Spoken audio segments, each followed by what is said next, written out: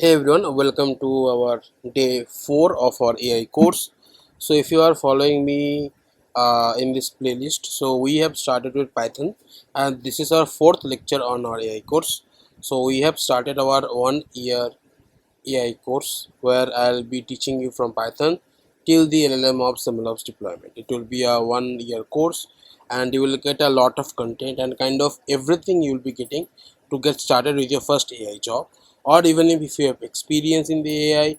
So once we come towards the MLOps or LLMOps part, on that time your knowledge of the AI ML experience will come up, and then we build multiple advanced projects, and those projects will help you to get your job soon. So we will be doing roughly 30 to 40 projects, including ML project, LLM project, deep learning projects. So it will be quite fun. So I'll quickly connect with my Google Colab, and today we are going to discuss about Python control flow. So what is this Python control flow is? So again, control flow means what? It determines the order in which statements are executed.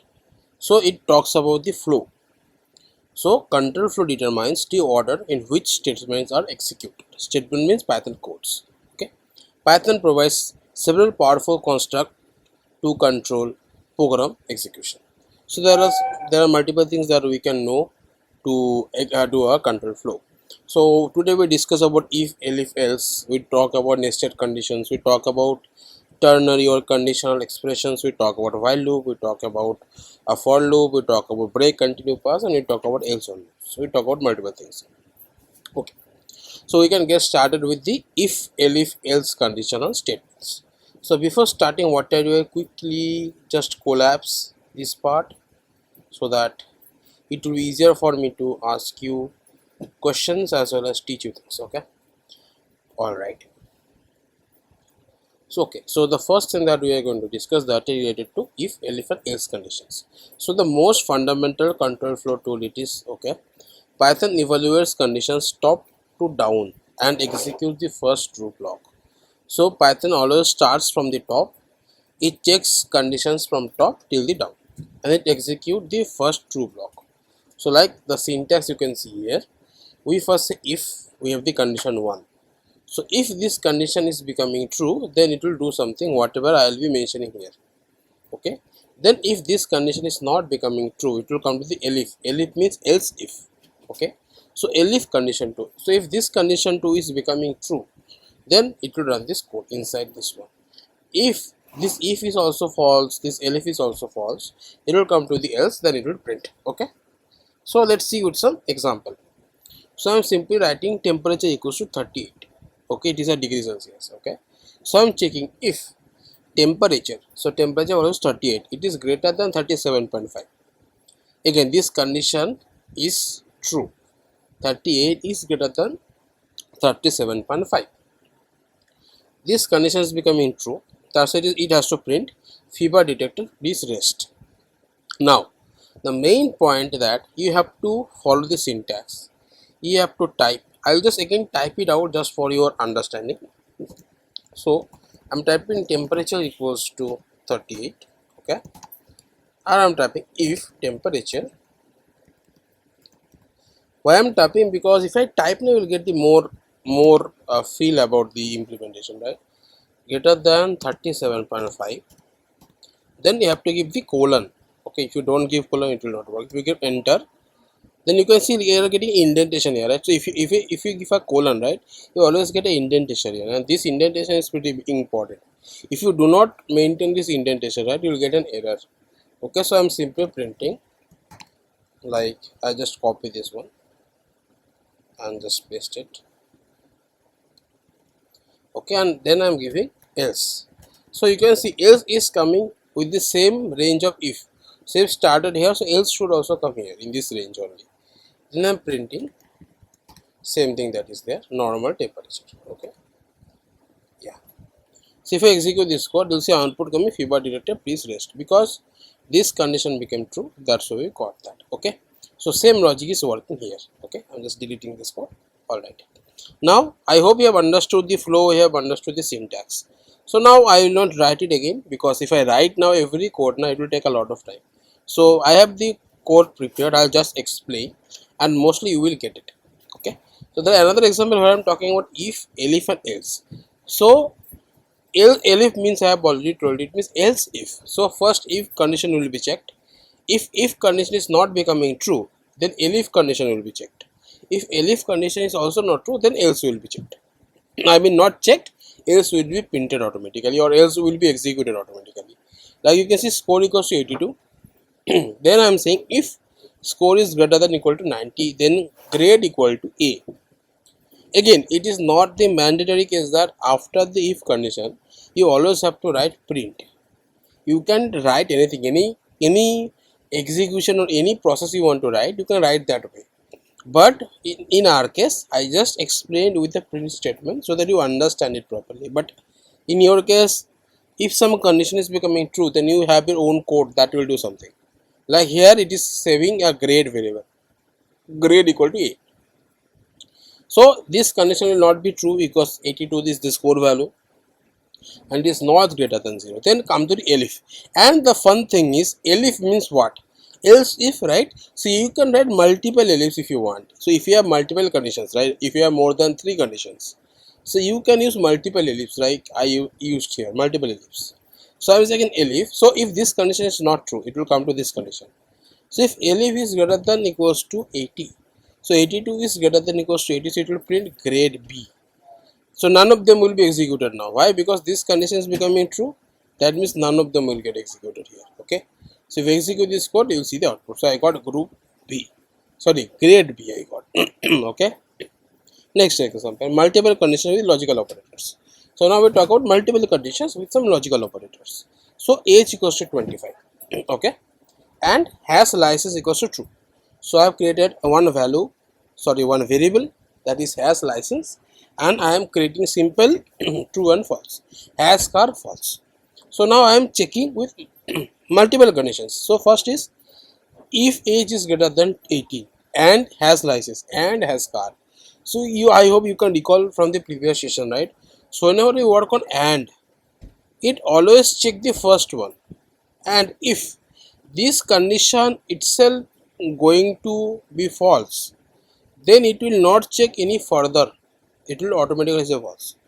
This is how and works, and it checks part by part. How part by part? Like first condition is age greater than equals to 18, so age value is 25, it is greater than equals to 18, true. Then has license, true, and has car, false. So this condition became true, this condition became true. So for this part, only for this part, true and true will become true. So now this whole part is true now. Then and has car, so and value is false. So this whole condition was true and this is false. So true and false, what will be the answer? You can check. I execute the code and I will show you. True and false means it is false. Okay. Now if I execute this code, next one, because this condition became false now, so now I come here for the elif. For the elif I check age greater than equals to 18, again this is also true. Has license, this is also true. So this part is not true for our case. Then and not has car. Now I hope you can recall I discussed about not in the previous day. So not has car, not has car. What was the has car value? Has car value was false. So not false means true. So we got true already for this condition and true we are getting for this condition. So true and true will become true. So that's why I am getting that you can drive but need a car, and you can see the same pretty coming up here. Since this condition got passed, that is why we will not execute the further conditions. Okay. Next, again we will understand that through some membership operator, but I will not explain through the membership operator because again we don't know about this list yet. Likewise I will not explain this one also because this is also based on list and something. Again we will discuss when we discuss about list and after today's session. Okay. So this is all about if and elif, and I hope guys you have understood mostly about it. You should be quite confident enough on this one now. Okay. Okay, now let's discuss about the next thing, that is nested conditionals. So conditionals can be placed inside other conditionals to handle complex decision trees. Use sparkingly deep nesting hurts readability. Okay, so we use elif. See, we use elif sometimes. Best practice paper elif chains or logical operators over deep nesting. So nested condition you will learn. Okay, but try to use elif instead of creating deep nesting conditions, because that is actually very hard when you have a pretty longer conditions, right? When you write pretty longer conditions in such scenarios, having a deep nesting might cause some issues for you. Okay, so what I'm doing, I'm simply created one variable called is authenticated. Is authenticated equals to true. Good. Balance equal to 5,000. Great. Withdraw amount 3,000. Great. Now I'm checking if is authenticated. This is my first condition. And what I do, this code I'll show you by writing in my own hands, because nested conditions we will be doing for the very first time. So I'll just quickly type it with my own hand so that you get that feeling. So first condition, if is authenticated. Yeah. So you can see is authenticated is true, and that means this condition will always be true. So I'm coming inside, I'm printing something that authentication successful. Okay, I'll be printing like this. Then what I do, then I want to do another conditional check. Now when you write any if inside another if, that is called nested. So inside this if only I am going to type another if, like if withdraw amount is less than equal to balance. Okay, so withdraw amount, if it is less than equal to balance, so what was the withdrawal amount? 3,000. And if it is less than equal to balance, 5,000. So if that is true, then what I do, I simply do balance minus equal to withdraw amount. Simple, right? Just quickly copy and paste. That means what it will, so balance will be updated, right? Because if you withdraw some amount from your account, that balance will be updated. And minus equal to sign, you guys should know now. If you guys have not watched the previous days, please watch those recordings. So you guys should be aware about this minus equal to wala thing. Okay, so balance value will be updated, right? And then we print something like I have this one, I just quickly print it. Okay, and now, so by any chance if this condition is not becoming true, what will happen? I need to have a else condition, so I'm writing else condition. Now keep that thing in mind, this else is coming in the same line of this if. That means if this if is not going to be true, it will execute this else. This else is not related to this if, this else is related to this if, because they are in the same lines. Okay, so I'll be simply printing insufficient fund. Okay.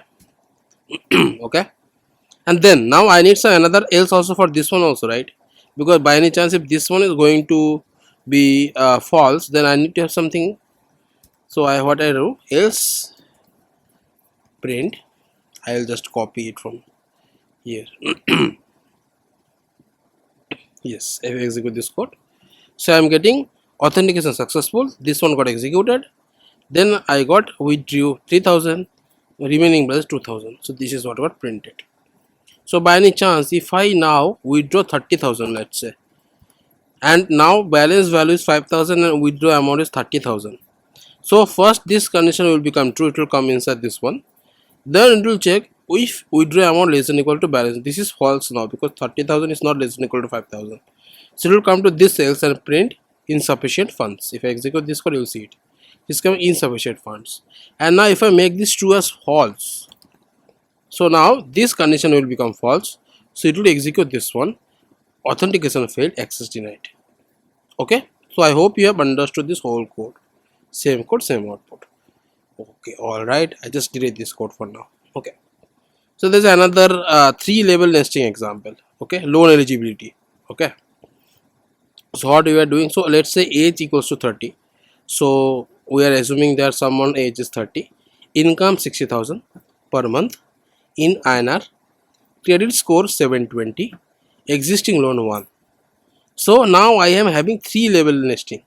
So what is the first level? If age greater than equals to 21, if this condition is becoming true, then we will check the income. If the income is greater than equals to 25,000, so if this is becoming true, then it will again check if credit score is greater than equals to 700. Then again it will check if existing loans are lesser than 3, then print loan approved, all criteria met.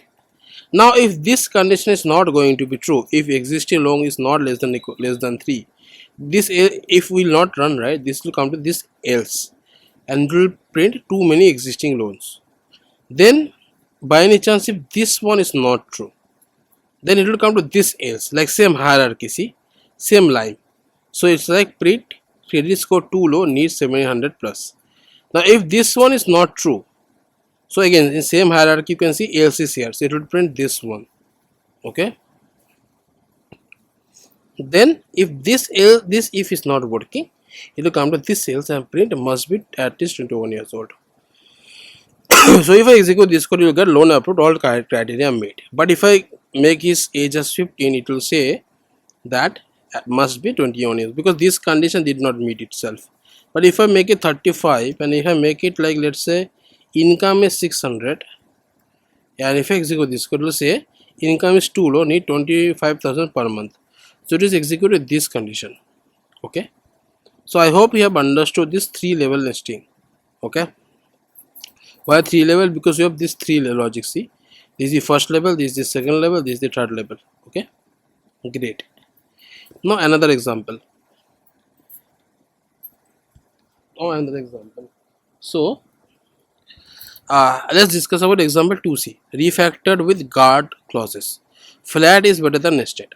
Same logic as 2b but cleaner, using early returns continue patterns. Okay, so what we are doing, so same thing, same code we are writing, but we are trying to write it in a simplified manner. Okay, what we are trying to do, we are simply checking if age is less than 21, print this.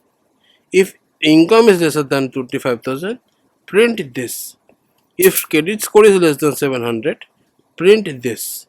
If existing loans is greater than equals to 3, print this, or else print loan approved.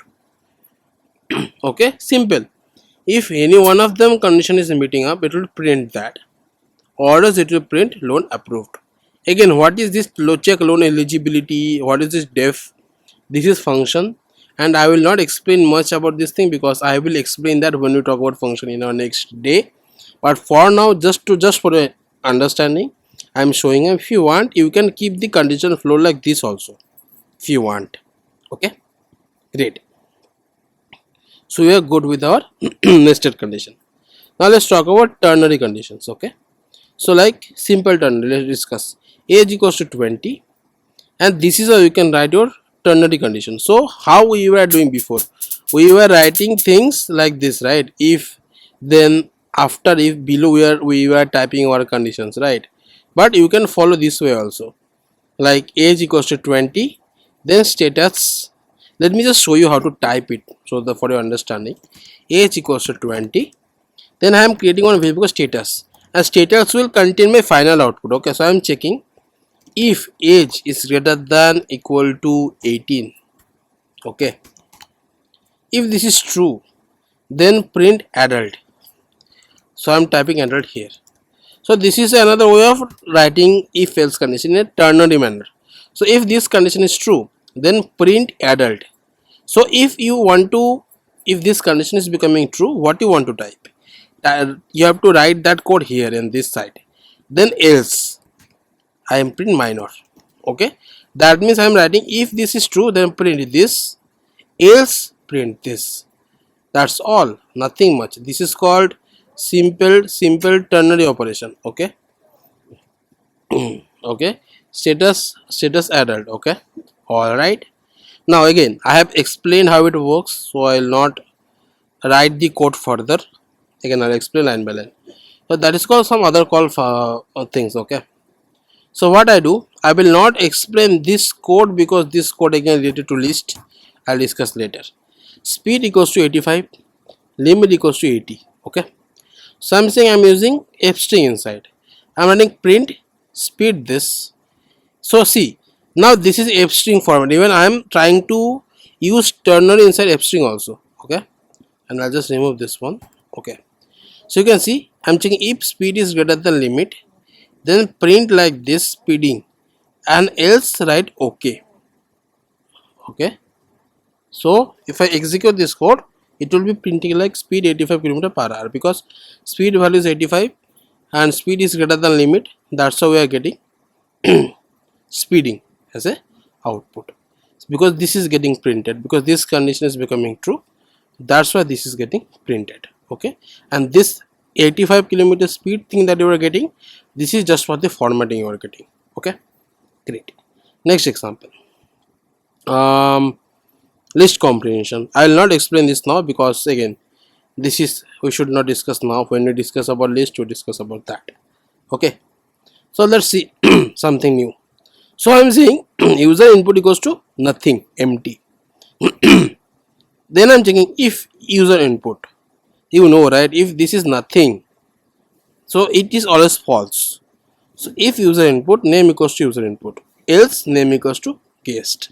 So in our case this will become false, so it will create a variable name and it will put the value as guest. But this is how we used to do for older way, but now we know the ternary way, right? So you can write like this: if user input, then user input, else guest, and I am creating inside a name variable, name equals to this ternary way. Okay, and even this shorter way, if you want, you can create a variable name equals to user input or guest. Okay, so user input will become false, and this, because this is a value, this is a string value, right? And you know, right, how or and works in this case. I have mentioned that in the previous video. If you haven't watched, please watch that. So this user input is empty, it means this is false, and this is some value at least, so this is true. So false or true will become true, that means it will pick up this guest one. If you execute this code, you will get the answer as hello guest. Okay, so you're good with our ternary operation. Now let's talk about the few more parts. Okay, that is related to our while loop. So how while loop works? So while loop, nothing, it repeats a block as long as condition is true. While loop works on the condition. It repeats a block as long as the condition is true. So it is used when the number of iteration is unknown in advance. So we use while loop in such cases where we don't know how many times I need to execute my code multiple times. Okay, so what does it mean, a loop? First of all, loop means something I want to execute in certain number of times. Okay, let's say I want to print values from 1 till 100, and one by one, first 1, then 2, then 3, then 4, then 5, then 6, like that till the 100. This is loop, because one by one I'm trying to print. But let's say I have a scenario where I want to start from 1, but I don't know where I have to stop. Like I am printing 1 lakh, 2 lakh, 3 lakh, it's keep on going, I don't know when to stop. So when you have such scenarios, right, on that time we use while loop. So it will only stop when, because of certain action, it will become false.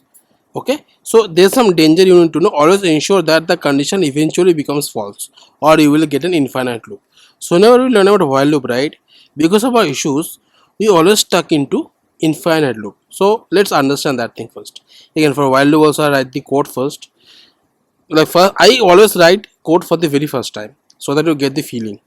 So first of all, you know, right, while loop, if you want to run a while loop, you need one condition. You need one condition which will become true, and then only you will while loop will run, right? So that is why I'll create something, like I'm creating something called count. Count equals to 5. I have a variable called count, that is 5. And what I want now, I am saying while count is greater than 0. Okay, so count is greater than 0, and I know I have to do something so that this condition will become true, and so that my while loop will run. So that is why I'm saying count greater than 0. What does that mean? Count is greater than 0, that is 5 is greater than 0, so this is true. It means it will come inside the while loop. No problem, let's come. Okay, now, so whenever you run a while loop, right, you are running a loop to do something, and let me comment like to do something, and I don't know what to do. But for now, let's say we are writing, we will be writing something that will do something. But whenever you run a while loop, right, you need to write a code so that your while loop will stop. See, your code might be 1000 lines, 2000 lines, whatever whatever code you are writing inside a loop, that's your thing. But after writing what you want to do, you have to, at the end of the while loop, you have to write something which will stop this loop, right? So you need to write one stopping condition. So I need to write something so that this condition will eventually will become false. So what I want to reduce the count value. So count value will become 5, and I want after certain iterations this value become lesser than 1, sorry, lesser than 0, so that this condition become false. Now to do that, the only way is to do count minus equal to 1. It means simple. If I write in comment, count equals to count minus 1. Okay, it means this only, count equals to count minus 1. So I am updating the count value in each of my iterations. Okay, and eventually this value becomes 0. So 0 greater than 0 will not be possible, it will become false. Now to show you something to print, instead of to do something, I'll just print something. That okay, let me do string wala thing, a loop, sorry, count, this, that is count. Okay, and what I do, just to show you the demonstration properly, I will use there's something called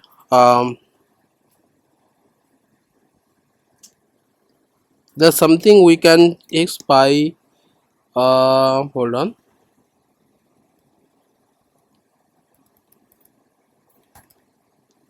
loop visualization tool, Python tutor, yeah, Python tutor, I forgot the name of that thing. Okay, I just show you this code visually. Okay, so let's visualize the execution. Okay, you just make sure, so I click on next, so your count value become 5. So now the loop is here, now your cursor is here. Now if I click on next, so this condition became true, right? So that's why it came inside this while loop, and it will print count 5 because my count value is 5, so it is printed 5. Now what I'm doing, count minus equal to 1, so that means count value will reduce by 1. See, now count value become 4. Okay, because I updated the count variable itself, right? That is why the count value become 4. Now it is again checking the condition, is my count value still greater than 0? Yes, it is greater than 0. Then next it will come to this one. Okay, it will again print the same number, count 4 now, because my count value became 4. So again 1 will be reduced. Again it will check, is my value is greater than 0? Yes, 3 is greater than 0, same. 2 is greater than 0, same.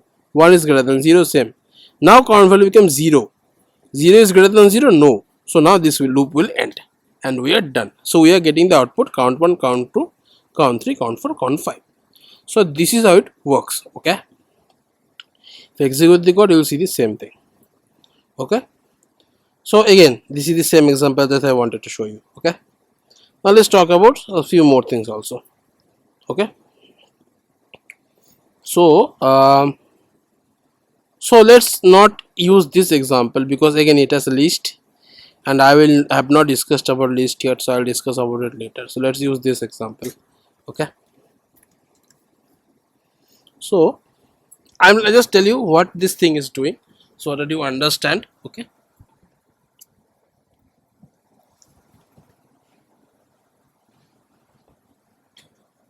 so you can see in this code I am typing something like import random. Random is nothing, random is random. Okay, random is random and random set equals to 42. So I am saying random, I am importing random. Random is nothing but it's a Python library. Okay, that can generate some random value. And random value seed 42 means what? Every time it will generate the same value. Though it will be generating it randomly, but it will be generating it randomly one time and it will be reproducing the same value every time I execute this code. Okay, so I am creating one thing called found equals to false, rows equals to 0. Then I am saying while not found. So here not found will become true, right? Because found is false. Not false means true. So while true, so it will be true. So it will come inside. Then random dot randint. So random dot randint 1,6. So this code will generate some random number between 1 and 6. Every time it will generate some random number between 1 and 6. And whatever number it will be generating, right? rows value is 0, this value will be updated by 1, so rows value will be 1. Okay, then I'll be printing what is the rows value and what is the dice, and then what I do, I'll check if the dice value is becoming 6 by any chance. Oh, okay, because randomly this value will be generated, right? Because dice value will be generated randomly between 1 and 6. And in any one of the case, if the dice value is becoming 6, then the found value will be true. So if the found value will be true, then it will come here and check, right? Not found. So found value will be true, then not true will become false, and this loop will end. Okay, and if I execute this code, let's see, at first only I got 6 after one call. See why I'm getting 6 every time, guys? Because I'm using random seed 42, that's why.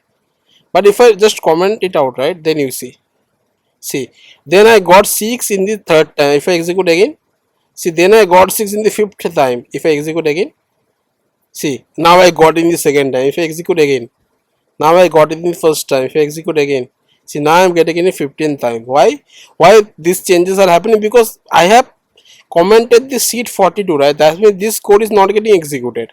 That's why this random integer is generating values between 1 to 6 randomly. So at the end, when 15th roll happened, right, on that time it has generated the value 6, and that's why this condition became true, and the found value become true, and this condition became false. Okay, so let's again understand the same thing in Python tutor, and let's see if it works. Let me just quickly do it. Yeah, this was the execution. Okay, so it is taking some time. Yeah, see, random. Okay, so not found, right? Not found. So found become false, so not found become true. Okay, great. Now what dice value we got randomly between 1 and 6? We got dice value 4. So rows value will be updated by 1. See, rows is 1 now. I am printing it here like it was there. Now this condition will become true? No, because my dice value is 4. So this condition will not be executed. So it will again go back and check. So again found value is still false. So it will again come inside it, and it will again generate a random value. Now let's say it has generated again random value is 4. Again random value is 4. Okay.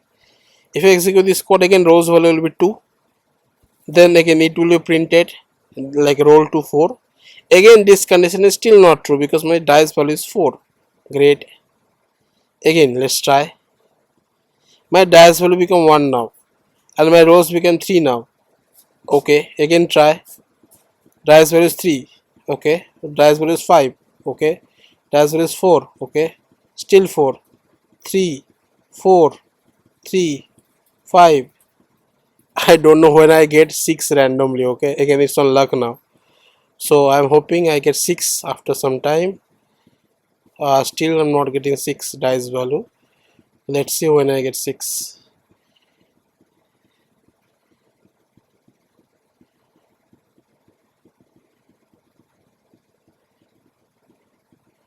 Yeah, see, now I got the dice value 6, and it will print simply, right?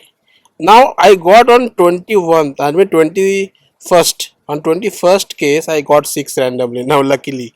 So now this condition will become true because my dice value is 6. So it will be now found true. So now again it will check. Now it will become false because my found value is true now, and not true means false. So this condition will print got a 6 after 21 rolls. Okay, and I hope you have understood this code now properly. Okay. Then another example I'll discuss. Okay, so number equals to 10, total equals to 0. What I'm doing, while true. So if you want to start with something, like if you want to start with a true directly, you can start like that also. While true means this condition will always be true. So whenever you write code like this now, while true, that means this logic, you cannot write any logic to stop this loop. I mean at least some calculation, like we were reducing the value, or we were writing some condition so that this become false, right? So but when we use while true, right, that means at the initial, you can think you are declaring one infinite loop. Why infinite loop? Because you cannot write any logic which can stop this loop. Okay, at least the way we did before, right? At least that way you cannot write any logic to stop that loop. You need to stop this loop forcefully. That's you have to do. You in like none of the logics that we have studied so far that can stop this loop. We have to forcefully stop that loop, and I'll discuss how we can forcefully stop that loop. Now for that, first of all, what I'm doing, while true, so this condition will always be true, so it will come inside. Then what I'm doing, total plus equal to number. So number value is 10, total value is 0. So now total value will be updated. So 0 plus 10 will be 10. Then number minus equal to 1. So number value will be reduced by 1. So number value will be 9. And it will be printing that. Okay, if I execute, see, it has printed that, and it will check if the number is less than or equals to 0. Okay, then break. So again, I will just explain the same thing with the Python tutor for your understanding, and in one shot we understand the logic as well as we understand the code flow. Okay, let's just quickly do that. Okay, great. So number equals to 10, total equals to 0, while true. Now coming up here, so the total value become 10, number value become 9, and this simply printing added 10, running total equals to 10. If number less than or equal to 0, again it is not. Okay, it will again go and check while true, because this condition will always be true for now. I cannot stop it. So now total value will be 19, number 8. Then again check no, again come and check while loop, again same thing, total value 27, number becomes 7, and again numbers less than or equal to 0 is still not true, because number value is 7 we have right now. Let's try, let's make this number 0, because this code is reducing the number value, right? So let's reduce. Okay, so now a number value becomes 0 is printing. Now this condition will become true, so number is less than or equals to 0. So that means it will come here, it will print this break. So break means what? Whenever you want to stop a loop forcefully, on that case you use break. Break means you are stopping the loop in between forcefully. Okay, so now if I execute, see that loop ended now, and it is simply printing sum of 1 to 10 equals to 55. Okay, so I just want to calculate the sum of 1 to 10 here using this logic, but this is how the flow we are talking about. Okay, great. So we are done with our while loop. All right, now let's talk about for loop. Okay, again for loop is quite easier than while loop, and I will discuss about for loop. Again, for for loop I need to explain you a few things that I will explain. Okay, all right. So what I do today, I will keep only till this much. I will not explain the for loop, I will not explain the break, continue, pass, and else on loops. Okay, so tomorrow we will have session on list, right? List. When we talk about list, right, on that time only I will explain you the for loop. When we talk about list, on that time we talk about for loop, break, continue, pass, and the else on loop. I'll cover that part when we talk about list in our next day. Okay, so I hope guys you have enjoyed and you have understood whatever things I have explained to you. Please practice this notebook so that you will be more comfortable and more confident on this. And if you are liking this AI course, please make sure you give it a like in this video. And I hope guys you are learning and enjoying our AI course. Okay then everyone, have a great night. Bye bye.